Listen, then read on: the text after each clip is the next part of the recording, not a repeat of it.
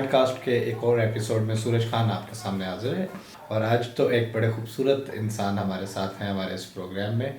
मेरे बड़े प्यारे दोस्त हैं, मेरे बहुत अच्छे जो है, मैं इनकी खुद आर्ट की बहुत ज़्यादा कदर करता हूँ। आइए मिलते हैं असफंद यार खटक साहब से। अस्सलाम वालेकुम सर, कैसे हैं आप?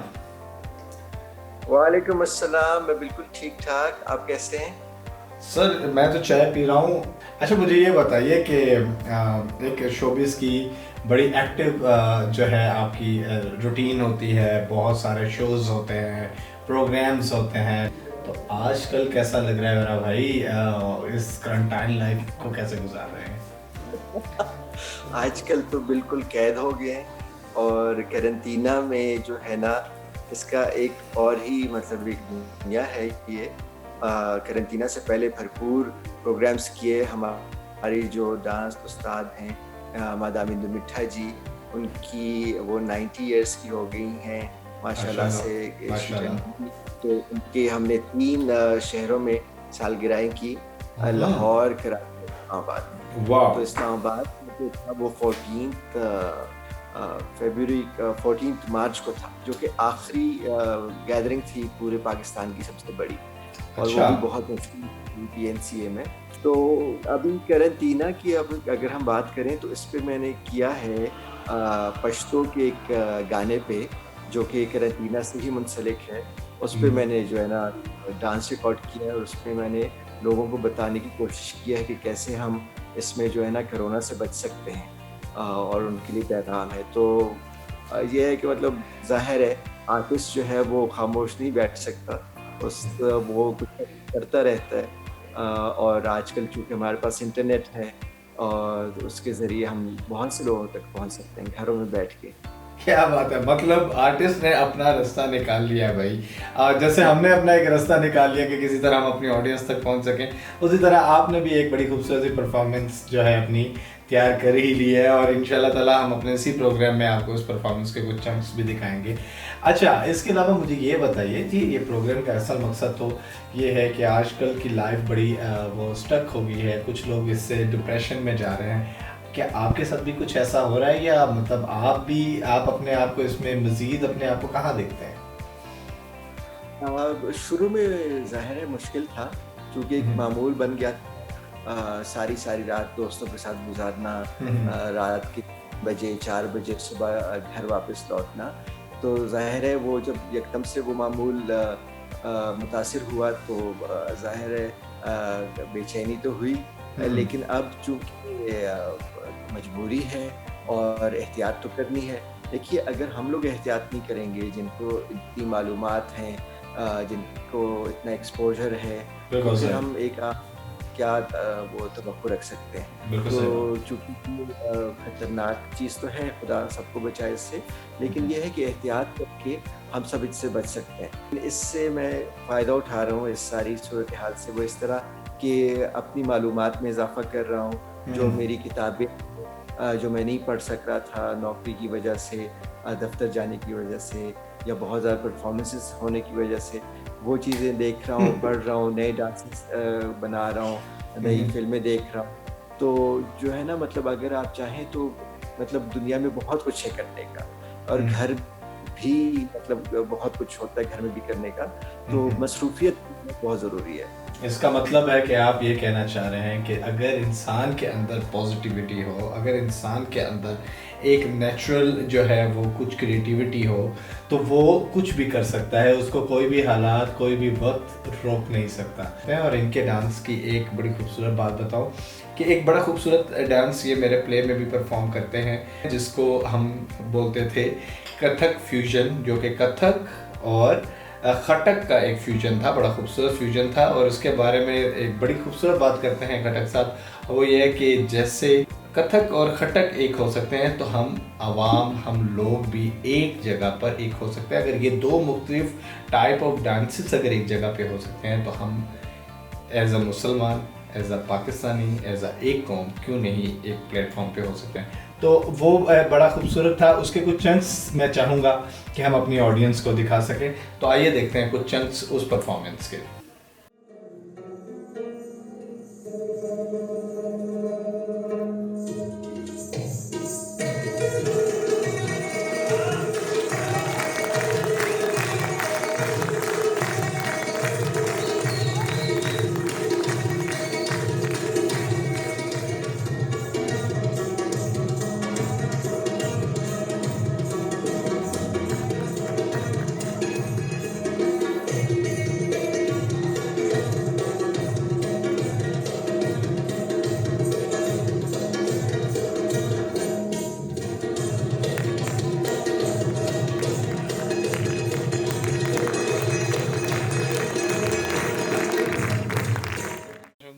परफॉर्मेंस थी उसके कुछ चंक्स हम आपको दिखाए इंशाल्लाह ताला।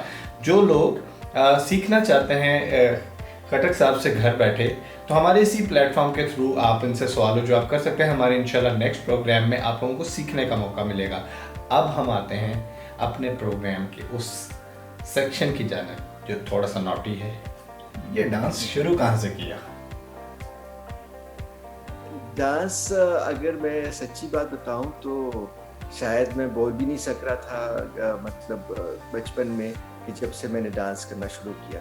अच्छा, मुझे ये मुझे बताइए, आजकल हमने बड़ा सुना है वो अक्सर फिल्में भी बनती हैं, कोई बॉलीवुड की भी हैं, कुछ लॉलीवुड की भी हैं, कि जब तक वही अंदर कोई दुख ना लगा हो, कोई गम ना हो, तो अंदर से आर्ट बाहर नहीं आता। इसमें कितनी सच्चाई है? मेरे ख्याल में मुझे तो मतलब जहाँ तक मतलब मैं अपने ज़ात के बारे में ये कह सकता हूँ कि मुझे तो शायद दुख नहीं लेकिन खुशी बहुत ज़्यादा लगी है।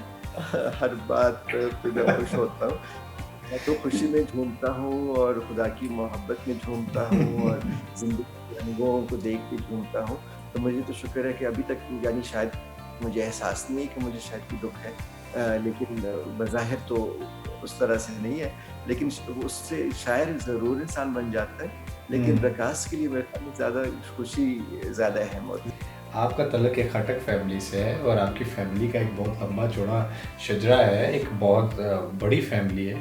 तो इस फैमिली में तो डांसेस और आर्ट को भी थोड़ा मायूब नहीं समझा जाता, कोई थोड़ी सी तिरछी निगाह से नहीं देखा जाता। तो आपको कोई ऐसी चीज़ें फील करने को मिली? बिल्कुल, बिल्कुल सूरज, आप बिल्कुल सही कह रहे हैं। असल में मतलब मेरा ताल्लुक जो है खुशहाल खान खट्टक की 11वीं पुश्त से है। तो खुशहाल खान खट्टक जो है मतलब एक फ्रीडम फाइटर रहे हैं और हुर्रियत पसंद रहे हैं और मतलब पश्तून अफ़गान कौम की वो मतलब ढाल बन के रहे हैं। लेकिन जो लोग बात भूल जाते हैं वो ये है कि उनकी जो शोहरत का जो सारा मतलब सबसे बड़ी जो बात है उनकी शोहरत की, वो है उनकी शायरी। तो वो अच्छा। शायर थे और बहुत अजीम शायर थे। जो शायर होता है वो फनकार होता है। क्या बात? तो अगर हम फ़न की बात करें तो मतलब हमारे ख़ानदान में तो 11 पुश्तों से फ़न चलता आ रहा है। तो शायरी को ज़ाहिर है आप जो है ना बहुत एक मतलब इज़्ज़त की निगाह से देखते हैं। लेकिन जब बात आती है परफॉर्मिंग आर्ट की और परफॉर्मिंग आर्ट में फिर हम जो है ना 4 कैटेगरीज़ बना सकते हैं। जो अदाकार है, जो एक्टर है, उसको हम इज़्ज़त देते हैं अपने माशरे में। उसके बाद जो गुलकार जो गाने गाता है उसको भी हम मतलब निस्बतन कम इज़्ज़त देते हैं और ये आम मतलब लोग जिस तरह से देखते हैं आर्टिस्ट को। फिर उसके बाद साथ अंदाज़ है कि मतलब कोई सितार बजा रहा है या कोई गिटार बजा रहा है, तो निस्बतन कम इज़्ज़त दी जाती है माशरे में। और सबसे आखिर में आता है जो वो गुलकार यानी वो फ़नकार जो कि सबसे खूबसूरत काम कर रहे हैं, जो रक़्स कर रहे हैं। शायरी भी है जिसमें गुलकारी भी है, जिसमें साज़ भी है, उन सब की जो मतलब शक्ल बन रही है वो रक़्स है। बदकिस्मती ये है कि उसी को सबसे ज़्यादा मायूब समझा जाता है और सबसे बुरी निगाह से देखते हैं। तो ये जो लोगों की मनफी सोच है, इस सोच को बदलना है। बिल्कुल। और देखिए रक़्स से ज़्यादा खूबसूरत और क्या चीज़ हो सकती है। जानवरों को अगर आप देख लें तो वो खुशी में झूमते हैं, परिंदों को आप देख लें तो वो खुशी में झूमते हैं, झरनों को अगर आप देख लें तो वो भी किसी ख़ास अंदाज से अपने जो है ना नाज़ो अदा से कहीं पे गिर रहे होते हैं तो कहीं पे बल खा रही होती हैं नदियाँ। तो रक़्स तो पूरी कायनात में देखिए हज़रत रूमी ने फरमाया था कि कायनात में हर ज़रा जो है ना वो झूम रहा है, घूम रहा है, खुशी में तो कुछ गम में। यानी इस है कि कोई ज़रा जो है ना वो अपनी जगह पे यानी साकित हो, क्योंकि साकित हो और हरकत जो है वही रक़्स है और हरकत ही ज़िंदगी है। लेकिन पता नहीं शायद हम लोग ज़िंदगी से नफ़रत करते हैं, हम लोग खुश रहने से नफ़रत करते हैं, इसलिए हम शायद रक़्स से भी नफ़रत करते हैं। यार मुझे लग रहा है कि आज कमेंट्स आने वाले हैं कि भाई आज सूरज के पास बातें ख़त्म हो गई हैं और वो बोल नहीं रहा, क्योंकि सिर्फ मैं सुनना चाह रहा हूँ। माशाल्लाह आप इतनी अच्छी बातें कर रहे हैं कि मेरा दिल नहीं कर रहा कि मैं बोलूँ, मैं आपको टोकूँ कहीं पे। बहुत सारे लोगों के मैसेजेस मेरे पास, खटक साहब के पास, या हमारे बाकी दोस्तों के पास आ रहे थे, जो हमारा एक ग्रुप है, जो हमारे पागलों का ग्रुप है जिसका नाम हमने मैड टीम रखा हुआ है, तो उनका वो जो एक ग्रुप है उनके पास बहुत सारे लोग आते हैं, भाई हमें भी आप अपने साथ लें, हमें भी सिखाएं। तो वो सीखना, वो कैसे आपने इस फील्ड में आना है, कैसे, देखिए मैं ये समझता हूँ कि अगर आपने कुछ भी करना है, आपने एक्टिंग करनी है, आपने फोटोग्राफी करनी है, आपने कैमरा वर्क करना है, कुछ भी करना है, तो आपको सीखना पड़ेगा। तो वो सीखने के लिए उसकी एक थ्योरी है, उसकी एक स्टडी है, उसकी एक नॉलेज है, उसकी एक हिस्ट्री है। जब ये सारी चीज़ें जब तक आपको मालूम नहीं होंगी तो आप यकीन मानिए बिल्कुल नहीं सीख सकते।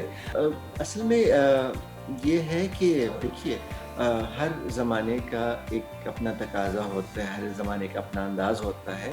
तो जब से ये इंटरनेट आया है, यानी कि तकरीबन 20 साल तो हो गए हैं जब से ये आम हुआ है, तो शुरू में तो लोगों को इतना ज़्यादा यानी मालूम भी नहीं था इसके बारे में। जिस तरह आजकल फ़ेसबुक है, या जितनी तेज़ी से टिकटॉक बढ़ रहा है, या जितनी तेज़ी से और जो नए-नए सॉफ्टवेयर्स आ रहे हैं, एप्लीकेशंस आ रहे हैं, वो बढ़ रहे हैं।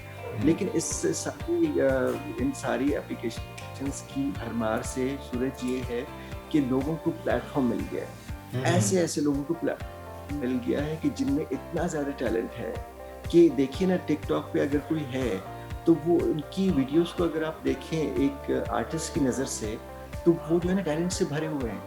मतलब वो भले वो कैसे आपको हँसाते हैं, एक-एक वीडियो हम लोग खुद 5-5 दफ़ा देख लेते हैं। अच्छा एक मिनट, यहाँ पे मैं आपको कुछ टैलेंट दिखाना चाहता हूँ, ठीक है?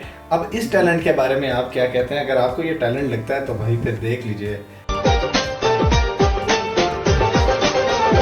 तेरा दिल कोई जब भी दुखाएगा,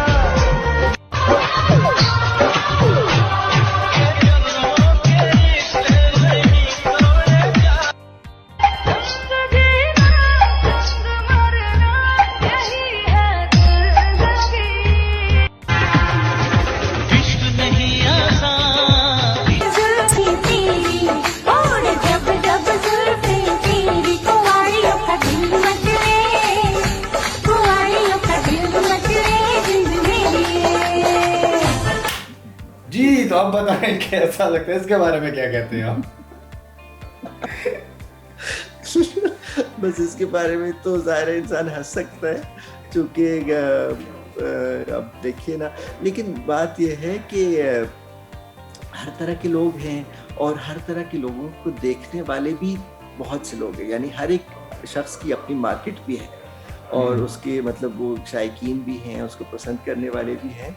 तो दुनिया के रंग हैं मुख्तलिफ। तो क्या बात है? इसमें तो मैंने कभी ये नहीं सोचा था कि इस तरह के लोग भी अपने आप को आर्टिस्ट कह सकते हैं यार। मेरे ख्याल में जो हमने जो ताज पहना हुआ ना मैडनेस का, वो हमें उतार के ना मेरे ख्याल में काफ़ी लोगों को हम पहना सकते हैं। असल मैडनेस के शिकार मेरे ख्याल में हमारे अलावा बाकी जो लोग हैं। मतलब आपके कहने का मकसद है असल मैडनेस का शिकार ये है, हम तो बस हम लोग एजाजी मैड हैं, और ये जो है ना, ये असली मैड जो है ना, वो बहुत से आपको मिल जाएंगे हर तरफ।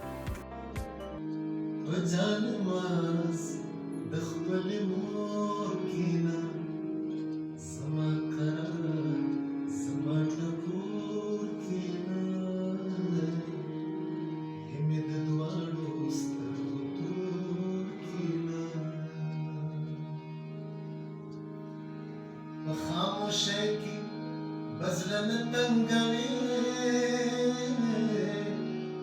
دەر لە بەزەن ئاوڵەمە شۆرکێنە دچین ماچین خولی ڕێزمە ڕێزکرە تارانەیۆ نسیتر گۆرکێنە تارانەیۆ نسیتر گۆرکێنە थैंक यू वेरी मच असुन भाई, आप हमारे साथ आए। इंशाल्लाह ताला हमारी ऑडियंस को और भी बहुत कुछ देखने को मिलेगा, आपसे सीखने को मिलेगा। इंशाल्लाह आप हमारे प्रोग्राम में वक्तन फ़वक्तन एज अ गेस्ट आते रहेंगे। Thank you very much. बिल्कुल, तो आप जो है ना, जो भी हमें देख रहे हैं इस वक्त, वो आप हमारे इस चैनल को सब्सक्राइब कीजिए, और घंटी का यानी टल्ली का बटन ज़रूर दबाइए।